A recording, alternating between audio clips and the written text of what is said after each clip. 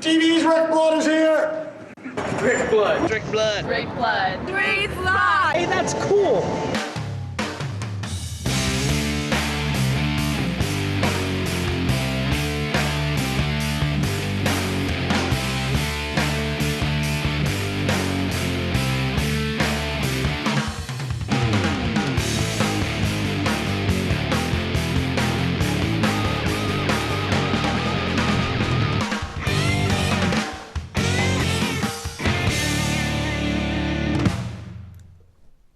Welcome to Unfiltered. Night before the Pumpkin Fest. Oh, we're psyched. Can't wait. It's going to be beautiful weather. We'll keep our fingers crossed.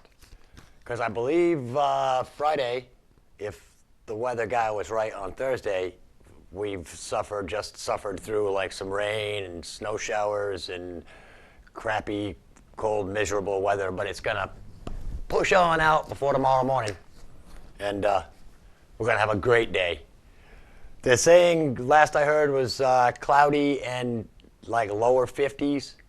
So the temperature could be a little bit higher, but, you know, as long as the rain stays away, we'll be all set.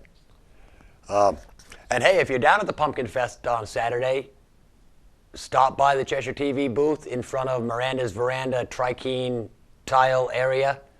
And Tracy and I will be broadcasting between 11 and 12.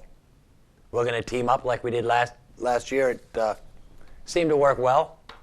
We'll also be going around at some point in the day interviewing people from the nonprofits, because our coverage this year is going to expand. On top of the live shows that will be happening at our tent, we'll have crews out at different stages throughout the day, filming stuff, bringing it back, and we'll actually be airing that footage during the day in between shows, during breaks. I believe at 2 o'clock there's a Saturday Fright special movie that's going to play, and that'll be broken up with live cutaways to the Pumpkin Fest. And I mean, at that point, who knows who's going to end up on camera during one of those little breaks. Could be Lee from the Cinemaniacs. It could be me and Tracy. It could be Pastor Ray from Father's House. Could be, well, who knows? You know, Chris and Randy maybe. Of course, they've booked a lot of time for tomorrow to be actually live on the air. They're going to do a large chunk of the evening session. Will be Chris and Randy, and chances are they'll be talking to all the politicians. Hey, they might want to talk to me. I can tell them about my little run for mayor, or my jog for mayor, or my walk for mayor. I'm crawling, but who knows? And maybe I can even, you know, spring the next year's campaign for sheriff on them already. What do you think? That'll be all right. Yeah, right. You can put a sign in my yard. I'll put a sign in your yard, Greg, right next to the parking for Grateful Dead heads only. Yeah. It's funny because I was down at Athens one night grabbing a sandwich after work, and Jimmy, the owner, introduced me to a man from Ringe, a man named John Whiting. And he said he had something over in Ringe that I absolutely had to come over and film. So, I mean, I just don't, you know, hear somebody say that and run right over, you know. I want some information. I found out that this guy met a man in Michigan, an old farmer, an old pumpkin farmer, with some failing health problems, but the guy owned a pumpkin farm. And it was his dream to have a trebuchet on the pumpkin farm. Now, a trebuchet is a medieval, I believe it was the French that actually invented it way back in the early days. It's like a catapult, only it's worked with a counterweight and a long throwing arm and a sling. And these days they use them for throwing pumpkins. and pianos and cars. Depends on how big you build it. But this pumpkin farmer in Michigan had a dream of having a trebuchet. Now, Mr. Whiting over in Ringe knew that this guy, you know, for whatever reasons, would probably never get one built. Mr. Whiting is well, let me start off by saying he's a Vietnam vet, for one thing. And, you know, I thank him for that. He's also an engineer. So he got it into his mind to design and build this farmer in Michigan who he only talked with for an hour. He'd met one time, talked with him for an hour. Now he's got this idea he wants to design and build this guy a trebuchet and give it to him. Yeah. He spent a year researching and designing it. He spent another year building it. And it's sitting in his yard in Ringe now. I witnessed the third and fourth firings of it yesterday when I went up and filmed. And heard the story. And yeah, it's a gift. He built it as a gift. This thing is beautiful. And we are going to air a clip of it during the Pumpkin Fest coverage, maybe a couple times, because it's only like a 3.5-minute clip that I slaved over this afternoon trying to put together and edit, and my editing skills downright suck. I need practice. So, but I mean, it's practice, and things will get better as they go on, you know. But an amazing piece of machinery, and this thing will launch a 7-pound pumpkin. He guessed about 800 yards. Yeah. The thing's incredible. It's got a 1,000-pound weight bucket on it as a counterweight, and he cocks it with a boat winch, a heavy-duty boat winch that he cranks. And it took about 10 minutes to get a shot off from beginning to end.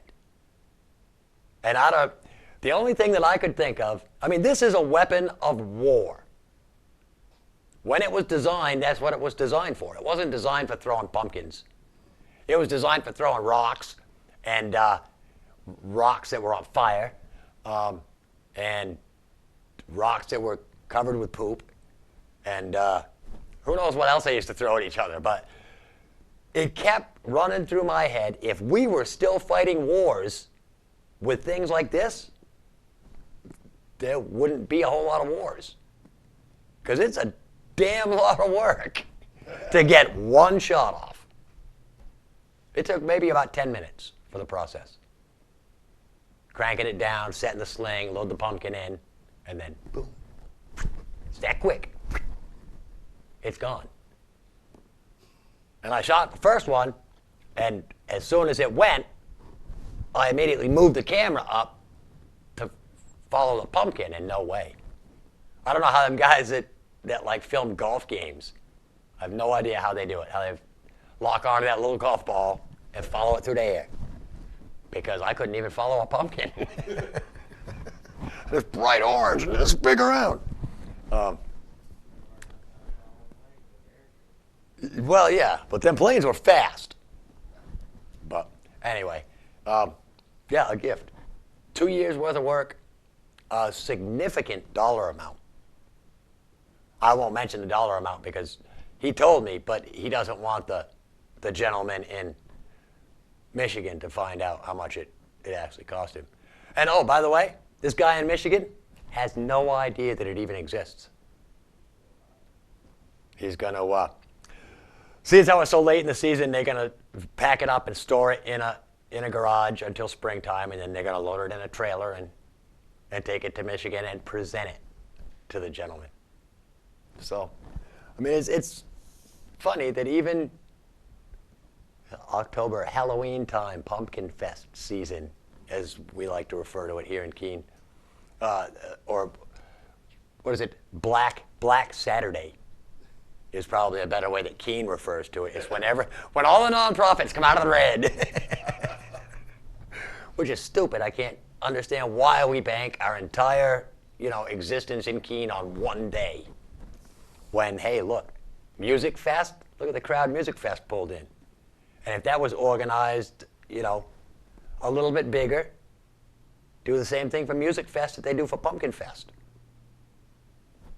Double their money. But Music Fest, there were no vendors on the streets. What can you do? Did I mention last week about the law in Maine, the distracted driver law? They passed a law in Maine for if you're distracted driving.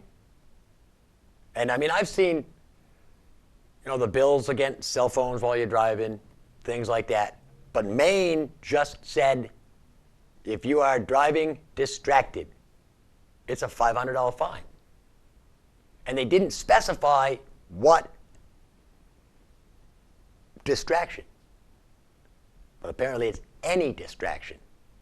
If you're talking on a cell phone, if you're eating, if you're doing a crossword puzzle, $500 fine. When you're driving, drive. Some people, when you're driving, stop driving. Because I've seen another rash of, old people crashing into stores. It's crazy. But California's got a cell phone law where it's against the law to talk on a cell phone while you're driving. And guess who was one of the first people caught? Not the governor, the governor's wife. Maria Shriver, probably booking a hair appointment or something. TMZ ran the story under Celebrity Justice. And it says Arnold with a little, whatever the two thing, is that a colon? A regular colon? I think so. Yeah. My wife's in trouble now! Exclamation point. Yeah. Apparently, he's finally caught wind of his wife's illegal and habitual cell phone antics. And it says, and now he's finally going to do something about it. Arnold just went on Twitter and dropped the following note to Harvey Levin from TMZ. He's the dude from TMZ. Arnold says, thanks for bringing her violations to my attention. There's going to be swift action. I've seen his wife, too. I bet it involves a spanking. That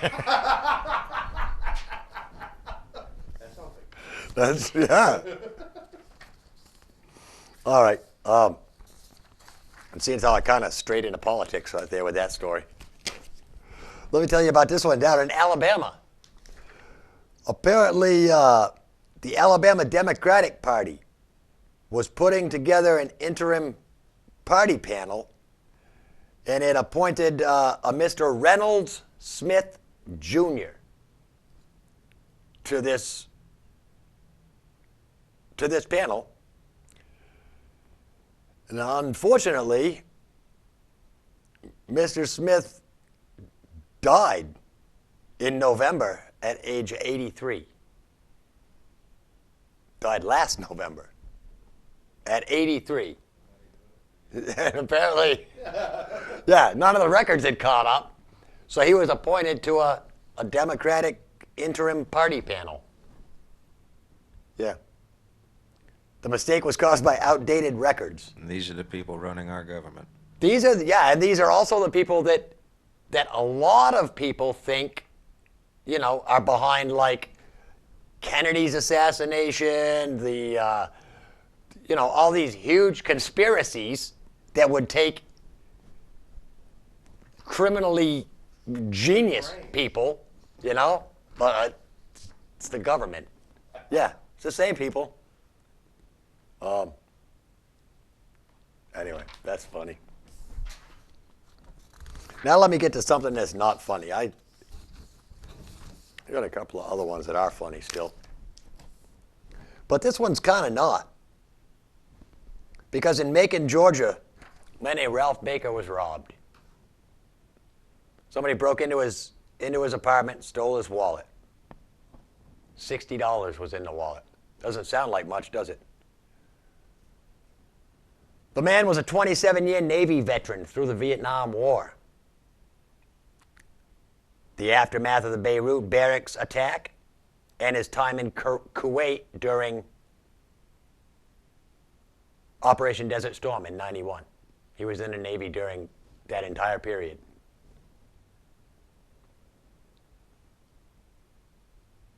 When he joined the Navy, the day that he left to join the Navy in 1965, at the Long Island train station, he found a shiny penny and picked it up and put it in his wallet. That 27-year-old shiny penny that was in his wallet was also stolen. His lucky penny. And he says he feels like he lost a part of him.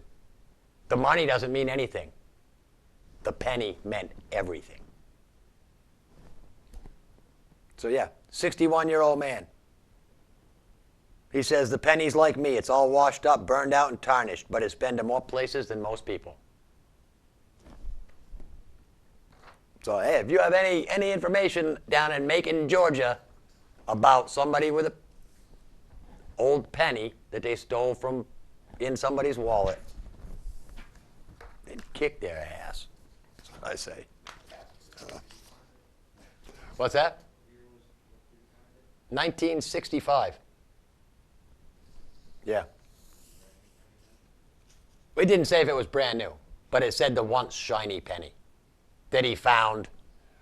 You know, I don't want to read these stories just as they're written. That would make me, you know, not a very good guy.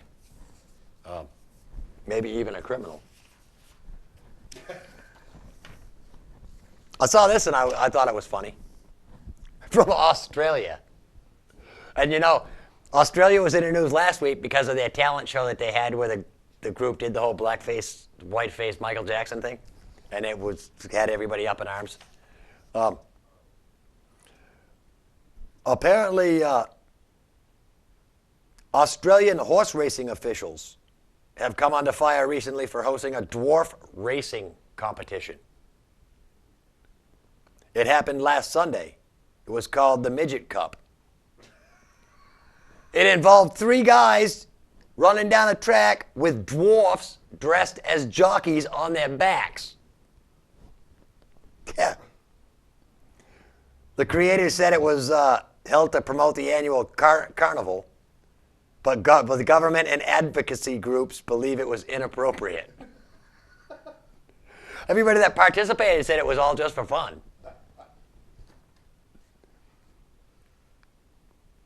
One of the entertainers said, look, chill out, lighten up. It was all a bit of fun. We went out there and we knew what we were doing. Hey, man.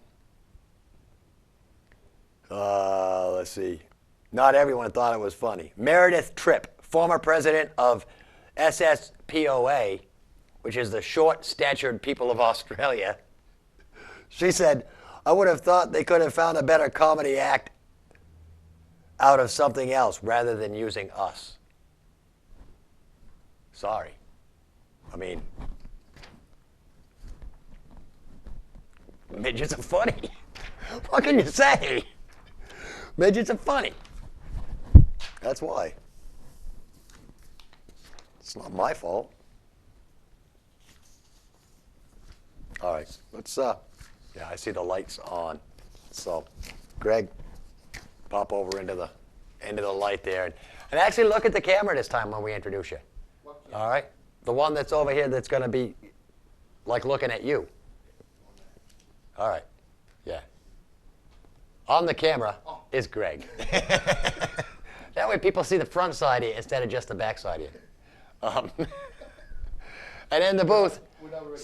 Oh, we're not ready? All right. Okay. Oh, sorry. I didn't mean to ruin your concentration, Greg, or anything. And maybe if you shut your light off, it might cause the camera to adjust a little better. Might give you some more iris. I don't know. But it is awful dark in the booth. But it's all right, because the only one that's in there tonight is Bruce. Booth. In the booth is Booth. God. I gotta stop coming to work at like 9 o'clock in the morning. You know? Why is it you can never get my name right, man? I don't know. It's a terrible thing. Andrea's still down with her foot up. Yep. She got the stitches taken out yesterday, and it wasn't very pleasant for her. She didn't enjoy it one little bit. But she still got that, looks like a paper clip sticking out of her toe. And she's got to go back in about a week to get that taken out. And she swears up and down that she doesn't even want to be there for that. I told her we'll get her doped up pretty good. Doc gave her some good drugs, so we'll get her all set. We did, however, have a half-decent race this past week. Yeah, half decent for not me. Wasn't very good for you. It was out in California. It was a Pepsi 500, and once again, Jimmy Johnson won. I think this is the third year in a row that he's won the fall race out in California. But Jimmy Johnson, Jeff Gordon, Juan Montoya, Mark Martin, and Tony Stewart were the top five. No real notables. Junior got wrecked again. Denny blew up early, or actually got wrecked early. So, Yeah. wasn't a lot of fun for some of us, but all in Hey. all, not a bad race You know. overall. At least you got somebody to blame for Junior's wreck. The only one I got to blame for Denny's wreck is Denny. Yeah, A Denny little retard. was a bit of a bonehead. You can't just drive down the track across the front of somebody's car and expect to live.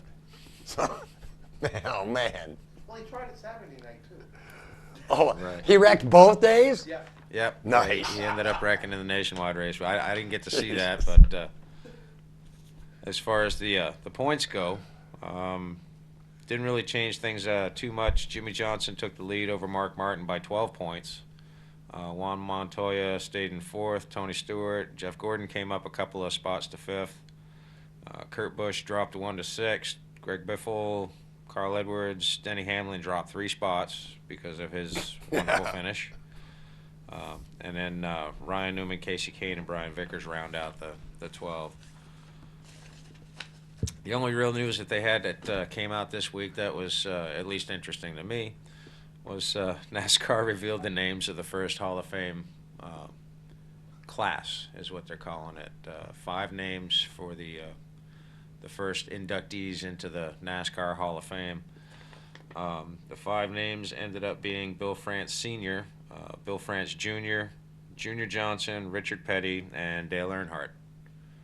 And it was voted on by, it says they had a nominating committee of, I think it said something like 40 or 50 members, plus another 25 members representing owners and media, motorsports representatives, and a variety of different people. But they're going to nominate 5 more every year until they decide they've got enough or they build a bigger place. I don't know. But brand new establishment, and the first 5 names have been announced. So that's pretty good news and pretty cool. So that's about it on the home front here. My only question would be, what the hell happened to Benny Parsons? Nothing Yeah. happened to Benny. He's going to be back for the next round, I'm sure. Well, he'd better, you know? You know, Benny Parsons, David Pearson. Yeah. They're talking about Davey Allison, Yep. you know? Darrell Waltrip. Bunch Lot of of great- guys. Cale Yarborough. The Allisons. You know, so there's still plenty of good names out there that have yet to been inducted, but this is only the first 5. Yeah, and I guess 5 a year is pretty good because eventually they'll get to a point where they can't name 5 a year. Because, Hopefully not. You know, Hopefully they'll not. run out of them rather quickly. But You know, you figure you get 200 race car drivers in the NASCAR Hall of Fame, and that's pretty much all the famous NASCAR drivers.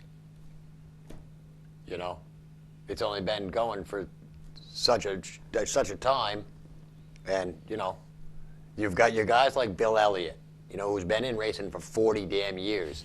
That's, you know, the sport's only like 70 years old, yeah. and you know, you've got guys that have been in for longer than half of the entire time and they're still going. So eventually you're going to run out of race car drivers to name. So. But, all right. Hey, thanks, Bruce.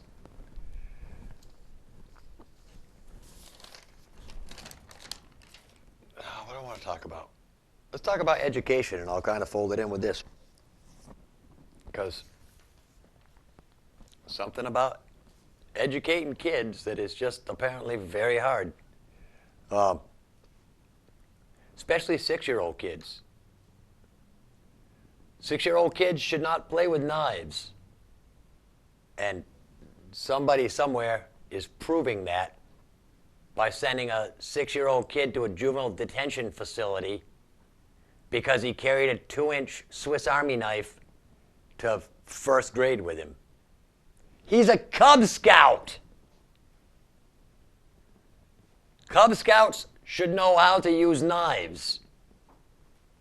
Cub Scouts won't kill anybody with a knife because they know what knives are used for. They're taught safe knife practices. That's what Cub Scouts and the Boy Scouts do. They teach you things like that. Hunter safety teaches you about safe gun practices. And if that was like a mandatory thing, you know, kids will learn that guns aren't for like flashing on the street. Guns are for taking out in the woods and hunting. And if you're going to shoot anything, you damn well better eat it. Know what you're aiming at. And know what you're aiming at. Yeah, I mean, there's all, you know, the whole, you know, there's not like a book. I mean, it's not like the rules for living in the United States. It's just safe gun rules. You know, there's a dozen of them, tops, you know, but they're important. So you should remember, you know, and there's only 2 or 3 or 4 that are like really, really important. You know, and as long as you can remember those, you'll be all right. But anyway, I can't remember where this story came from, but the kid brought a little knife to school. And the school has a zero tolerance policy. And they're like pressing charges and all kinds of shit. It's wrong. It's wrong. If the kid's a Cub Scout, you know, we have to teach kids. You don't, and you, I don't know, take it away from him. You know? Maybe we should have rules. If you're going to have zero tolerance policy for like little Swiss Army knives, then maybe you should have a zero tolerance policy for cell phones in school. What? He did not just say that, did he? Yeah. Zero tolerance for cell phones. They're a distraction. Worse than a knife. I don't think this little Cub Scout was like out, like waving it around or anything. You know, he wasn't brandishing it. I don't know. Something else 6-year-old kids maybe shouldn't play with. Balloons. Yeah. But it's not really funny. But, I mean, that one was kind of funny. But apparently, yeah. Who made this balloon? I thought it was somebody famous. Parents made a balloon. A huge balloon. Looked like a spaceship, for one thing. It looked like a flying saucer out of Mylar. 20 feet wide by 5 feet deep. Apparently, their 6-year-old kid got into the balloon and set it free. And the balloon took off. When it landed, the kid wasn't in it. So last I heard, just before the taping of the show, the kid was still missing.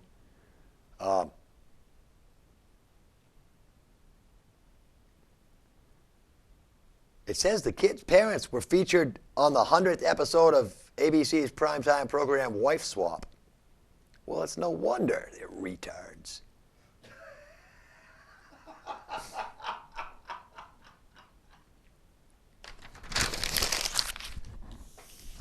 Kid probably disappeared on his own just to try and get away from him.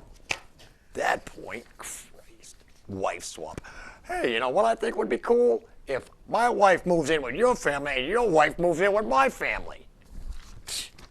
Stupid. One woman's bad enough. It's like, yeah. They have to learn to live with another woman? Nope. Like that one, the one I saw, World's Strictest Parents.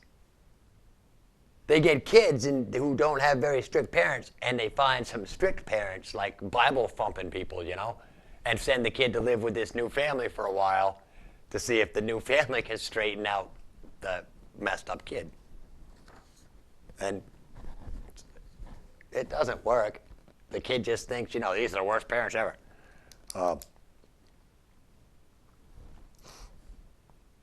don't know where this is. It's somewhere overseas, in like England somewhere. But apparently it's in the Huddersfield area, because it was a Huddersfield magistrate. They heard that Ronald Norcliffe failed to meet the psychological and ethological needs of a cow and a calf at his farm on New Hay Road in Scammondon. Yeah. What kind of psychological needs does a cow have? Well, this 65-year-old farmer was fined L150. It's 150 lira, I think. What, he didn't Or give pounds. it a It might be nice pounds. view? It doesn't or look like a what? pound symbol, though. He was fined after he admitted he breached the Animal Welfare Act by not providing adequate lighting in his barn. Yeah, apparently cows don't like the dark. You got to put in a tanning bed for him, too? Or what the hell? Yeah. And apparently the magistrates could have banned him from keeping cattle for his misguided. So what kind of restrictions they have on pigs? I don't know. Maybe you can raise llamas. But the defense attorney that Mr. Norcliffe had said, I don't know what the psychological or ethological needs of these cows are, and I'm sure Mr. Norcliffe doesn't either.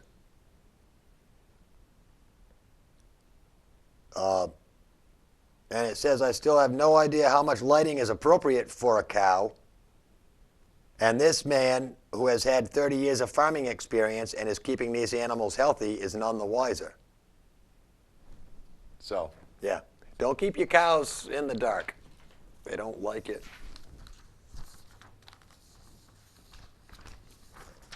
Must suck for cows to be out in a field at night, you know? Jesus. What do they do then? You know, get them free-range cattle and stuff. All they got is the light from the stars. Most barns didn't like that much. Is that how you get away with cow tipping? You can sneak up on them because they can't see in the dark? That could be, yeah, because it's dark. And maybe that's the problem. Maybe that's why they were so mad, because he didn't have lights in the barn. So you had mad cows? Because once you turn off the lights, it's easier to tip them over. Should get them all them little helmets with a flashlight mounted on it so they could see. Hey, and here's a little tip. You know how I like to give tips, right? If you're ever driving around drunk, make sure your car's not on fire. Yeah. Because apparently, the Tribune Review, where the hell is this? A North Charleroi man drove through Bell Vernon, wherever Bell Vernon is. It doesn't even have a damn state. He was driving under the influence and drove through Bell Vernon in a van that was on fire. Talk Yep. about bring attention to these.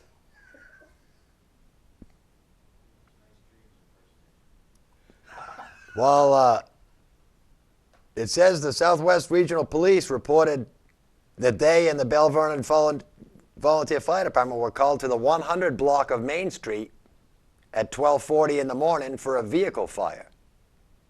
While they were on their way there, firefighters Joel Davis and Brent Craddy spotted the 1993 Ford van being driven down Main Street while it was on fire.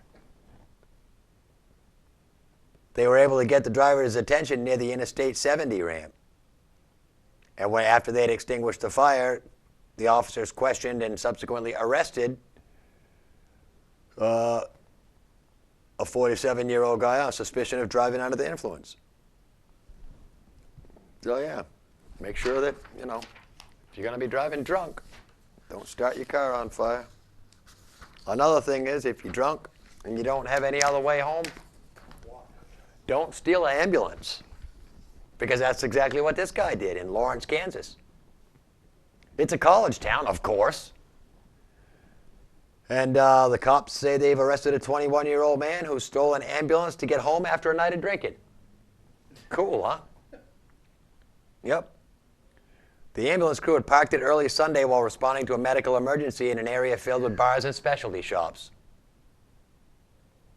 The cops say the man was intoxicated and believed he had no other way home, led the police on a brief, low-speed chase. He was arrested on charges of theft of the ambulance and driving under the influence.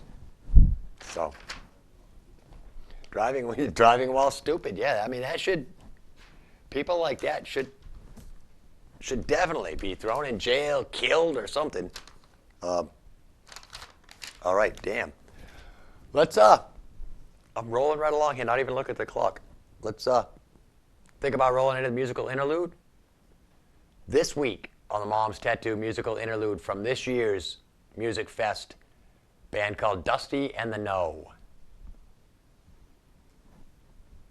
If it plays. It looks it. There you go. We're on.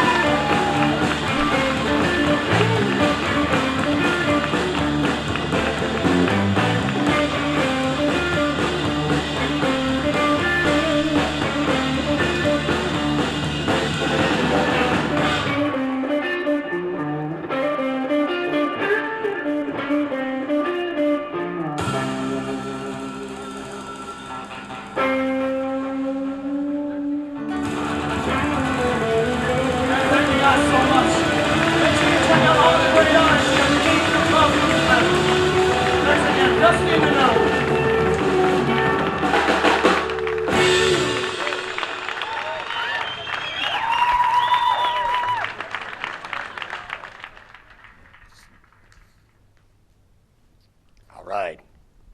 Good band. Hey, you know, there's been a study done recently. According to a recent poll. No. No, in a set of recent experiments, researchers at the University of Rochester in New York monitored the effects of natural versus artificial environments and found that nature makes us nicer. Yeah, amazing, huh? And they say that the naturally nice effect doesn't so much hinge on daily hikes in the woods as it does paying attention to the natural elements that you encounter every single day. I mean, even down to a few little plants in your office will make you a nicer, less grumpy person. And it's been shown. In 3 of the experiments, people were shown images on a 19-inch computer screen with half viewing buildings, roads, and cityscapes, and the other half viewing landscapes, lakes, and deserts. And in a 4th study, participants worked in a room with or without a few houseplants.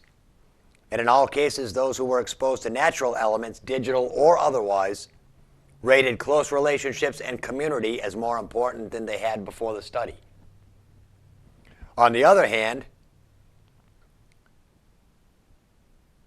there was a change toward the, On the other hand, the more people that focused more on artificial elements, they rated selfish goals higher, such as wealth and fame, which is kind of cool.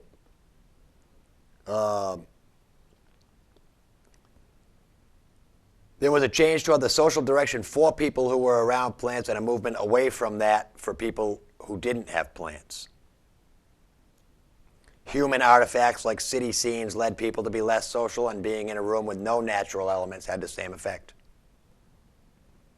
This research involved 370 participants. And I can find the guy's name. Oh, well. Anyway, the dude that did the study says he hopes the research will make a difference when it comes to city planning and healthcare settings and workplace environments. Which, you know, I know for a fact that it does, because the whole Keen Master Plan, Keen Voices thing that we've been filming here at Channel 8, there was an entire night that was devoted to the environment and the fact that we need the green spaces and hey, it's healthy. Breast cancer is not healthy. Said last week that October is National Breast Cancer Awareness Month. And I've just been made aware. The original drummer from Kiss, Peter Criss, survived breast cancer. Yeah, he's a guy. He had breast cancer. Every man is susceptible. All men have some residual degree of breast tissue behind the nipples. It may be very small, but just like any part of the body can get cancer. Male cases make up less than 1% of the total cases.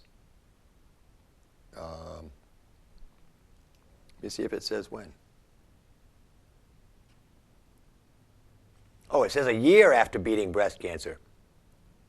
Peter Criss calls himself the luckiest man in the planet. While some men feel embarrassed because of this macho crap, Criss said surviving cancer was actually a blessing.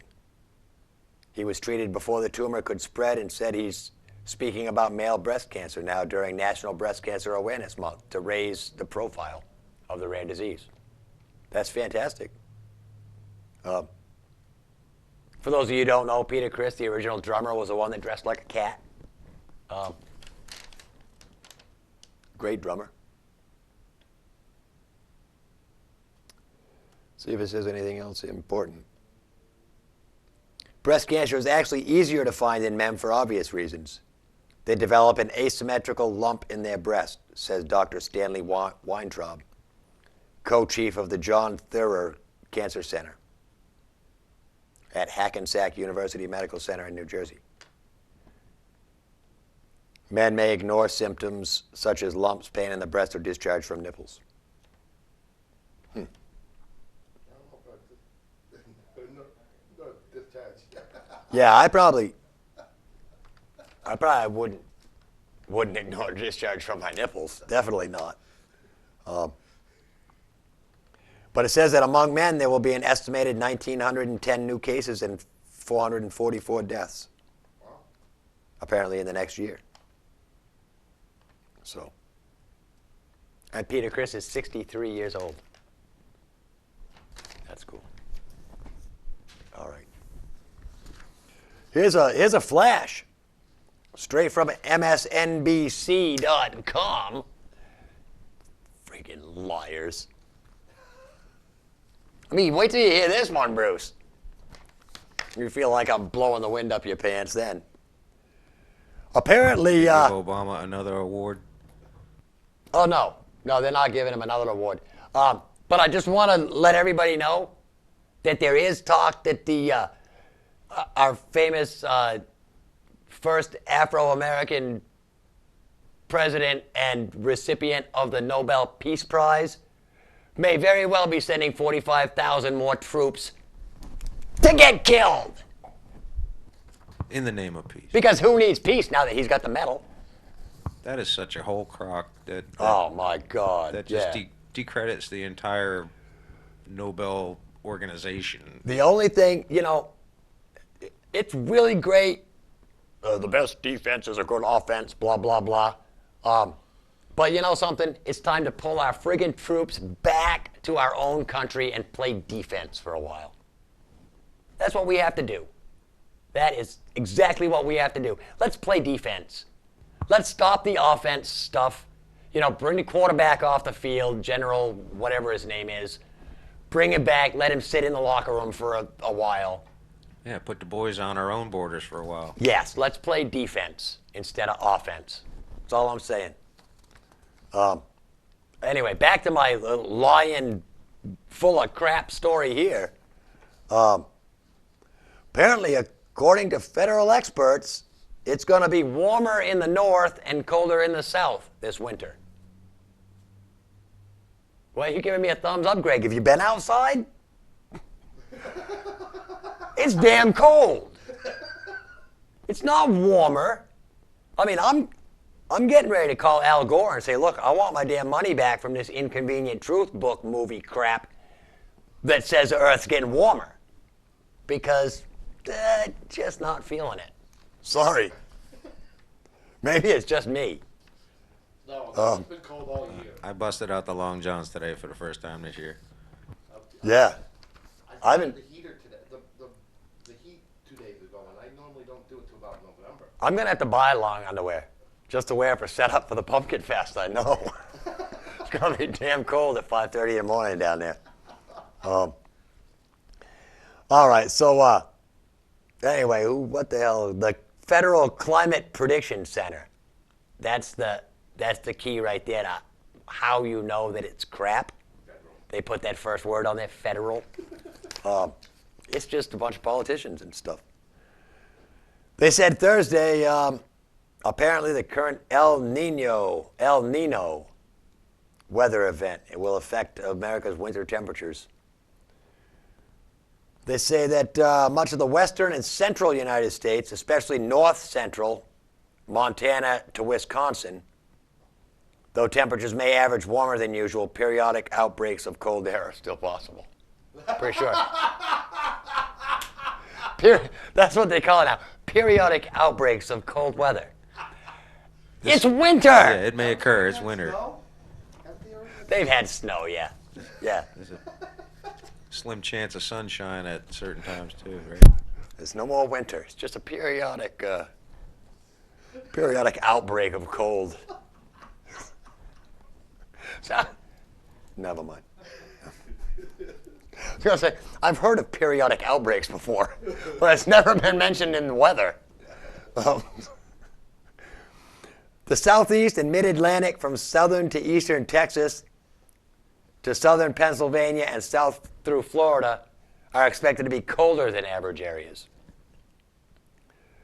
Above average rain areas expected in the southern border states, especially Texas and Florida, which is probably a good thing because I think it's been pretty dry in Texas. Recent rainfall and the prospects of more should improve current drought conditions in central and southern Texas. Hey, yeah, see. Damn it, I was right. A lot of these things I just guess at. However, tornado records suggest that there will also be an increased chance of organized tornado activity for the Gulf Coast region this winter, as opposed to unorganized tornado activity, which is a lot harder to predict. Below average rain expected in the Pacific Northwest and Ohio and Tennessee River valleys, which is cool because they've already got rivers. Here, now they get to us. The Northeast has equal chances for above, near, or below normal temperatures and precipitation. Well, you know, they could be higher, they could be... The dice came up in the middle. California was said to have a slight tilt in the odds toward wetter than average conditions. And I believe that within the next few years, California is just slated to have a slight tilt. Yeah, toward the ocean. Oh, Vancouver, how about, David mentioned Vancouver for the Olympics, which happen February. They should see a dry and warm winter, but it certainly can be cool enough for snow.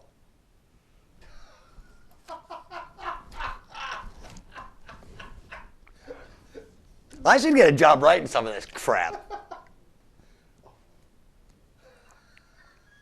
I should give it to somebody, see if they can make a movie so that when it hits Cinemaniacs, Lee can say the movie was crap. Oh, and Alaska should see milder than average temperatures. Well, yeah, because they've got that hot ex-governor up there.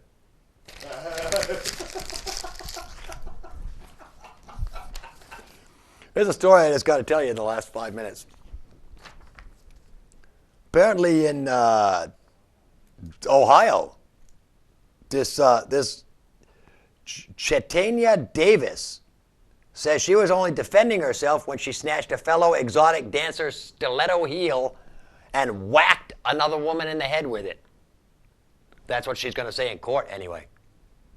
Miss Davis is 22 years old and 8 months pregnant, which, I mean, an 8-month pregnant stripper, you got to know the strip clubs in Ohio kind of aren't that good. On top of the fact that the other dancer that she had the fight with was 52 years old. It's at an Akron strip club. So if you're in Akron, go to a movie.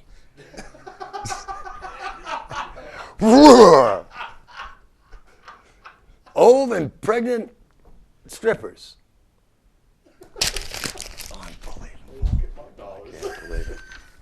Meanwhile, a couple real quick ones. Another story from Ohio. Apparently, a 7-year-old kid playing a game of football in his backyard was attacked by a deer. His 9-year-old friend beat the deer with a stick to make it go away. Because the buck, apparently, it was a buck, charged at this kid, flipping him with its antlers, leaving bruises and a gash. So, yeah. Speaking of defensive football, get a deer. And in Cortland, New York, deputies say an upstate New York man has been charged with evidence tampering after he was busted for growing marijuana. And then while he was being booked, he tried to eat some of the plants. Yep. 29-year-old was charged with resisting arrest. His 51-year-old father was charged with unlawful possession of marijuana and unlawfully growing the drug. Both were released on tickets to appear in court at a later date. And they don't know. But the cops found 116 plants growing in the son's home. I don't know why the father was charged, unless he said they were his plants. But that's funny. All right, Pumpkin Fest tomorrow, and community nights tonight. If you take off now, you can probably still catch it, because No Spin is a repeat from last week. John Harper from the school board will be on No Spin. Same thing you heard last week. But the Pumpkin Fest is tomorrow. Pumpkin Palooza is tomorrow at McHugh's parking lot. Stop down, see some great bands. I'm sure they'll be fantastic. Stop by our Cheshire TV booth at the Pumpkin Fest and say hi. If you see Tracy and I wandering around, pull us aside and say hi. You know, just it's a whole community thing. So we're, trying to do our part in the community. We'll be there from Randy and Chris kick off the Pumpkin Fest live coverage at 8 o'clock in the morning. And we wrap up with the fireworks, whatever time the fireworks start. So, and we'll be there all day. So stop down, say hi. If you want to be really nice, stop down and bring a couple coffees with you. Because, we could use somebody to bring us coffees. It's going to be cold, and I'm pretty sure that the whole crew will use coffees. So, yeah. Randy and Chris are doing a show. The Free Minds guys will be there. Tom Cook and Mark Nelson will be doing a special Scary Maniacs, talking about the old horror movies. So, stop and see us at the Pumpkin Fest. That's it. I want to thank Mom's Tattoo. Till next week. Peace.